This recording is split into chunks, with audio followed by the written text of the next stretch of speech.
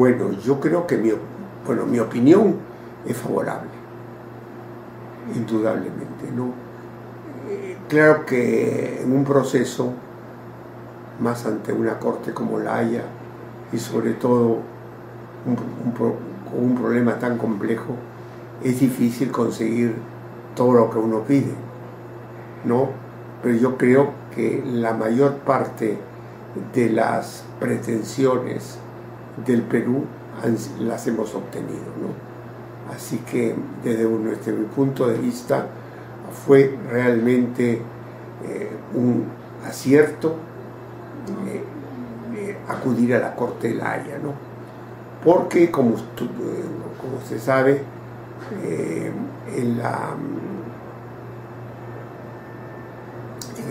los estatutos de las Naciones Unidas y también en la Convención de Bogotá de la OEA de los países de América, se establece que los países deben resolver los problemas que tienen de una manera pacífica, sin ir a un proceso bélico. Y la única manera de que se resuelva esto pacíficamente y en justicia es acudir al máximo organismo en materia de administración de justicia internacional, que es la Corte Internacional de La Haya, que fue establecida después de la Segunda Guerra Mundial en el año de 1948.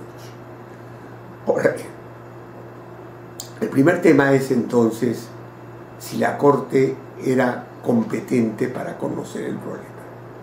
La Corte era competente porque tanto el Perú como Chile habíamos firmado el convenio de Bogotá y también el de Naciones Unidas, y nos habíamos comprometido a acudir a la Corte en caso que tuviéramos discrepancias jurídicas con relación a algunos asuntos importantes. Y había una discrepancia jurídica fundamental, ¿no? El Perú había demandado, ¿no?, ante la Corte que se fijaran los límites marítimos entre nuestros dos países. Y Chile alegaba que no, que esto no era necesario porque ya teníamos un tratado. Entonces el primer problema era, ¿la Corte era competente? Sí. ¿Cuál era el problema? ¿Había o no había un tratado de límites? Ese era el tema central del debate. Para poder entonces la Corte resolver este asunto, reunió todos los antecedentes. No te olvides que la Corte está integrada por 16 magistrados de todas partes del mundo, ¿no?, que son elegidos por las respectivas áreas geográficas. Y había un representante nombrado por el Perú y un gran jurista, Guillón, que representaba el Perú, pero que actuaba independientemente, y un chileno que representaba a Chile, que era Orrego Vicuña. Bien. Chile entonces presentó como documentos a su favor la Declaración de Santiago de 1952, y con respecto a la Declaración de Santiago de 1952, allí hay que hablar de un antecedente, ¿no? ¿Por qué se produce todo esto? En el año 47, el presidente del Perú, Bustamante Rivero, y el presidente de Chile y el presidente del Ecuador hacen declaraciones en el sentido de proteger nuestras riquezas marinas que estaban depredadas fundamentalmente por pesqueros griegos o nazis fundamentalmente. Y entonces el Perú, Chile y Ecuador unilateralmente establecieron que dentro de 200 millas marítimas de las costas, esto era un mar territorial y las riquezas de allí pertenecían al país. Era una cosa totalmente novedosa en aquella época, ¿no? Porque en aquella época el mar territorial solo se extendía a 12 millas marítimas, donde alcanzaban las balas de los cañones de esa época, ¿no? Bien. Entonces Chile dijo que en el año 52 en la Declaración de Santiago se había determinado el límite. La Corte decidió que no, que la Declaración de Santiago era una declaración general, pero no se habían fijado los límites marítimos. Ahora bien, pero viene después otra declaración, la Declaración de 1954, para fijar las zonas, y allí sí se habla del paralelo, ahí se habla del paralelo, porque nosotros sosteníamos de que no se había firmado ningún tratado, que eran simplemente, se habían resuelto problemas de pesca definitivamente, y ellos decían que en la Declaración del 54 se había fijado el paralelo y se habían puesto 10 millas marítimas a cada lado del paralelo, en el cual no podían pescar los barcos peruanos sino los chilenos. Y entonces allí se había establecido ya la frontera marítima. ¿Qué cosa es lo que dice la Corte? La Corte señala que no hay un tratado, pero hay un acuerdo tácito de los países, un acuerdo tácito. Y ese acuerdo tácito es el que ellos tenían que respetar. Y según ese acuerdo tácito, entonces la línea fronteriza era el paralelo.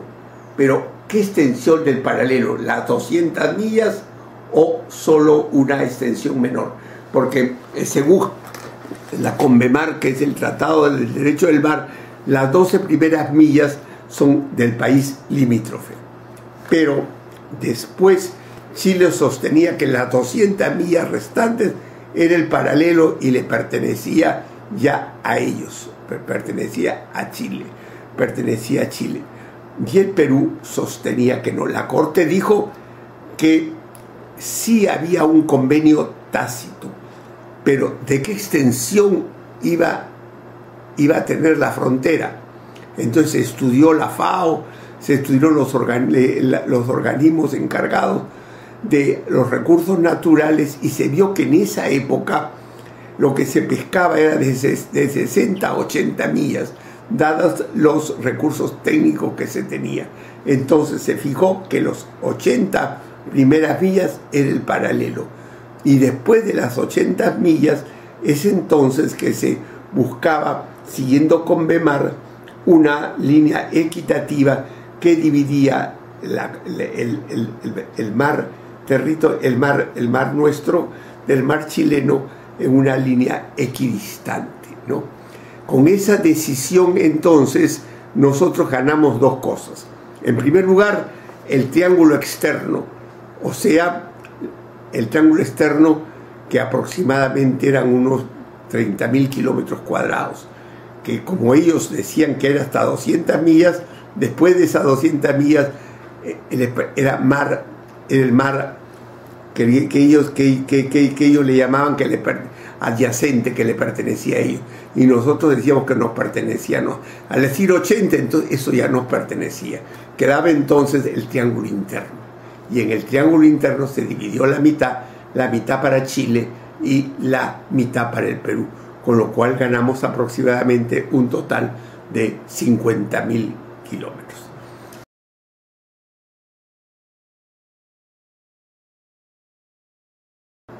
Bueno, pues a pesar de que nosotros somos uno de los precursores del derecho del mar, ¿no? Como les decía, al haber establecido las 200 millas, y además el embajador Alfonso Ares Schreiber fue uno de los principales que trabajó, no la hemos firmado. ¿Y por qué no la hemos firmado? Bueno, a mi entender, por un equivocado patriotismo, ¿no? Porque nosotros hablábamos de que era un mar territorial con plena soberanía del Perú. Bueno, y la CONVEMAR estableció de que las 12 primeras millas eran el mar territorial y el resto, las 188 millas restantes, era un mar patrimonial. No era un mar territorial donde se ejercía una plena soberanía, sino que los barcos tenían derecho a libre tránsito sin tener que pedir permiso, pero que las riquezas existentes en ese mar pertenecían al país definitivamente, ¿no? Entonces hubo ultranacionalistas que dijeron que era una traición, y eso pues trajo como consecuencia que no se firmara. Por eso cuando lo firmó casi todos los países que asistieron lo firmaron, fueron contados con los dedos de la mano. Uno de ellos el Perú, que lo firmó con cargo a ratificarlo, ¿no? Pero esa ratificación no se dio, y en la Constitución del 1993 se especifica que el Perú tiene dominio marítimo sobre las 200 millas, y que ese dominio marítimo significa que tiene derecho a las riquezas, pero el derecho de libre navegación de todas las otras naves que no son peruanas no es en forma alguna perturbado, y no tienen que tener permiso para pasar. Yo creo que el próximo paso debe ser firmar ya la cuestión, porque una de las condiciones que le pusieron al Perú es precisamente aceptar los límites establecidos por Convemar. En el tratado de 1929 entre el Perú y Chile se estableció que el punto Concordia, que está en la costa, es el punto de partida. Pero la convención establece que el punto de partida es el hito número 1, que está en tierra, definitivamente, en tierra, ¿no? Y entonces, si usted fija el punto Concordia, no coincide con el hito 1, y queda una distancia aproximadamente de unos 3,5 kilómetros cuadrados, ¿no? De que a quién pertenecen, al Perú o a Chile. Desde el punto de vista del Tratado de Ancón, decimos es del Perú, pero el límite marítimo comienza en el hito 1, así que pertenecería a Chile. Así que ese es todavía el problema pendiente que ha surgido con motivo del tratado. Ahora me dirá usted, ¿por qué la Corte decidió que el punto de inicio era el punto hito 1 y no Concordia? Porque nosotros en otro acuerdo en el año 1968, que habían que fijar unos faros para que los pescadores no se perdieran, se fijó que los faros habían que colocarlos en el punto, en el hito 1, y por eso es que la Corte utilizó el hito 1. Así que ese es el tema pendiente, pero es una ridiculez. Ahora, además, claro, en el tratado firmado de Ancón de 1929 entre el Perú y sobre el límite terrestre y el límite marítimo, se establece que en caso de discordia el presidente de Estados Unidos nombrará una persona como árbitro especial para resolver el problema. Y la Corte mismo lo dice, no coincide el mar territorial, mejor dicho, el límite marítimo con el límite terrestre, pero eso no es problema mayormente, definitivamente, ¿no? Pero no resolvemos el límite terrestre porque esa no era nuestra misión, y nos dejan pendiente el problema. Pero ahora, claro, ¿qué hacer frente a esto? Vamos a ir a un problema en un momento en el cual nuestras relaciones con Chile han sido prácticamente superadas en la parte fundamental, que nosotros hemos recuperado 50.000 kilómetros cuadrados. No se olvide usted que toda la extensión del departamento de Arica y de Tarapacá que perdimos en la guerra son 58.000 kilómetros.